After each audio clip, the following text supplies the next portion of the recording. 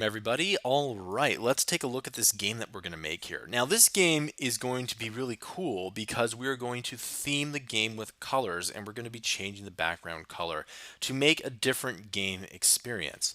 Now, not only are we going to talk about color theming, but we're also going to talk about physics. We're going to talk about the SK shape node. Now, if you don't know what an SK shape node is, you can actually draw shapes within SpriteKit, and this is actually really cool. In this case, we're going to be drawing a circle.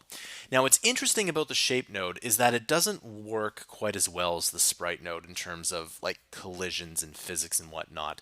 So we have to add in an approximation, and this approximation has been used for decades, and I'm going to show you that approximation. And what it is that you actually set up a sprite node, for example, and you always attach the circle to the sprite node, and you have everything like all the computation work like the physics and the collision stuff deal with the sprite node, but the circle is just kind of laying on top. And it's a very important concept in games of doing this, of kind of pitting another object to another object.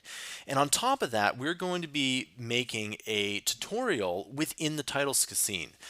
So when we set up a title scene, you'll see that, and if we run it here, you'll see what I mean here.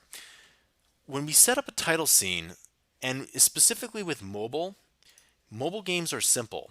This title scene gives you all the information you need to play. You say collect the squares, avoid the circles. Also, every time you run the title scene, guess what? It's a different color. So we can push play here, and every time you push play, it's actually a different color. So you have to collect the squares, and I'm just going to lose on purpose. And you can see that, it has game over. And look at that. Actually, that looks really cool, I think. We have the colors here. Now, the color choice kind of looks good, but it didn't happen by accident. And I know this a lot with amateurs.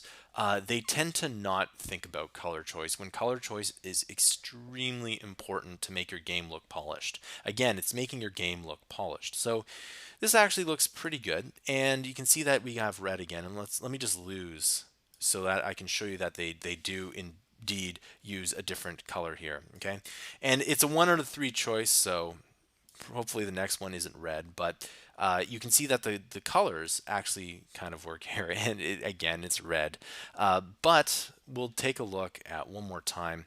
But you can see that these are indeed playing here, and there we go, we got a green one here. And one thing that is kind of neat about this is that if you remember old monitors, or if you've seen old monitors, they actually were black and white monitors, but they had like a green film or a green screen in front of it, or a blue screen, or sometimes even like an orange screen. And what that did is that it made your monitor look like it had color. So that's kind of a throwback or homage to old school gaming. And so for those of you who actually use those kind of computers, you will understand here. Okay, so there we go here, and that actually sounds pretty cool. And let's go ahead and let's make this game.